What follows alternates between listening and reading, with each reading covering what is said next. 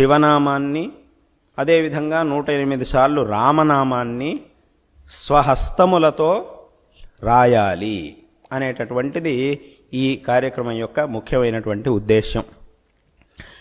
ఈ విధంగా మనస్సులో ఉన్నటువంటి సంకల్పం ఏమిటి అంటే, కనీసం 1,00,00,000 మంది భక్తులు తమ హస్తముల ద్వారా భక్తులకు ఇవ్వబడేటటువంటి ఒక పత్రంలో ముందు భాగంలోనూ వెనక భాగంలోనూ శివనామాన్ని, రామనామాన్ని 108 సార్లు రచించి దాన్ని పీఠమునకు సమర్పించి, ఇక్కడ చేయబడినటువంటి వ్యవస్థ ఏర్పాట్ల ద్వారా పీఠమునకు సమర్పించిన పిదప ఆ పత్రములను శృంగేరి క్షేత్రంలో శ్రీమఠంలో ఉన్నటువంటి తోరణ గణపతి సన్నిధి దగ్గర ఇప్పుడు నూతనంగా నిర్మించబడుతూ ఉన్నటువంటి హరిహర నామాలయములో ఆ మందిరంలో ఆ పత్రములన్నిటినీ కూడా అక్కడ స్థాపించడం.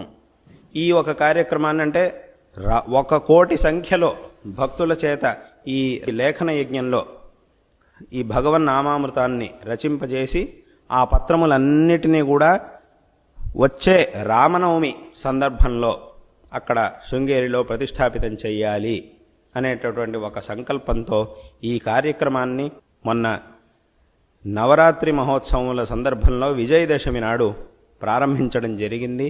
స్వయంగా మా యొక్క ప్రార్థనకు కనికరించి మా గురువరేణ్యులు తమ యొక్క అమృత హస్తములతోనే శివనామాన్ని, రామనామాన్ని 108 సార్లు రచించి, మొట్టమొదట రచించి ఈ కార్యక్రమాన్ని ఉద్ఘాటన చేసి మాకు అనుగ్రహించారు.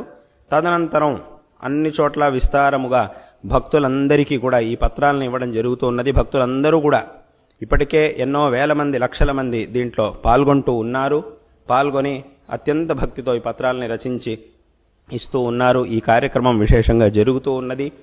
భక్తులందరికీ చెప్పవలసినటువంటి ఒక విషయం ఏమిటంటే, ఈ కార్యక్రమంలో దేంట్లో అయితే ఈ భగవన్నామాన్ని రచించాలో ఆ పత్రములని భక్తులకు అందజేసేటటువంటి ఒక ఏర్పాట్లని చేయడం జరుగుతూ ఉన్నది.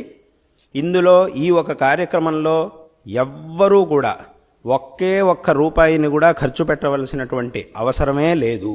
అటువంటి ఒక కార్యక్రమం ఇది. అయితే 1 రూపాయి కూడా ఖర్చు పెట్టవలసినటువంటి అవసరం లేదు అంటున్నారు కాబట్టి ఇంకేమీ అడగబోము అని మాత్రం ఎవరు అనుకోకూడదు. రూపాయి అంటే అది డబ్బు. డబ్బు కంటే కూడా విలువైనటువంటి వస్తువు మనిషి దగ్గర ఒకటి ఉన్నది, అదే సమయం. కాబట్టి అటువంటి సమయాన్ని మీ దగ్గర అడుగుతూ ఉన్నాం. ఈ ఒక కార్యక్రమం కోసం ప్రతి ఒక్క భక్తుడు కూడా తమ యొక్క జీవితంలోంచి కేవలం ఒక 10 నుంచి 15 అథవా 20 నిమిషాల సమయం వరకు దీనికోసం కేటాయిస్తే సావకాశంగా 108 సార్లు మనస్సులో పరిపూర్ణమైనటువంటి శ్రద్ధతో భగవత్ స్మరణ చేస్తూ ఆ భగవన్నామాన్ని ఉచ్చరిస్తూ స్మరిస్తూ ఈ లేఖన యజ్ఞంలో పాల్గొనవచ్చు. అయితే ఇలా పాల్గొన్న తర్వాత మీరు సమర్పించినటువంటి ఆ ప్రతి ఒక్క పత్రము అక్కడ సన్నిధిలో ఆ హరిహర నామాలయంలో ఈ ఒక పత్రాన్ని అక్కడ స్థాపించడం అనేటటువంటిది జరుగుతుంది. కాబట్టి ఈ కొంత సమయాన్ని భగవంతుడు మనకిచ్చినటువంటి అమూల్యమైన వస్తువైన ఈ సమయాన్ని దీనికోసం కేటాయించి ఈ యొక్క పవిత్రమైనటువంటి కార్యక్రమంలో అందరూ కూడా పాల్గొని శ్రీ శారదా చంద్రమౌళీశ్వరుల యొక్క మా గురువరేణ్యులైనటువంటి జగద్గురు శ్రీ శ్రీ భారతీ తీర్థ మహాస్వామి వారి యొక్క పరిపూర్ణమైనటువంటి కృపకు పాత్రులు కాగలరని ఈ సందర్భంలో మీ అందరికీ కూడా తెలియజేస్తూ మీ అందరికీ నారాయణ స్మరణ పూర్వకమైనటువంటి ఆశీర్వాదాలను తెలియజేస్తూ ఉన్నాం.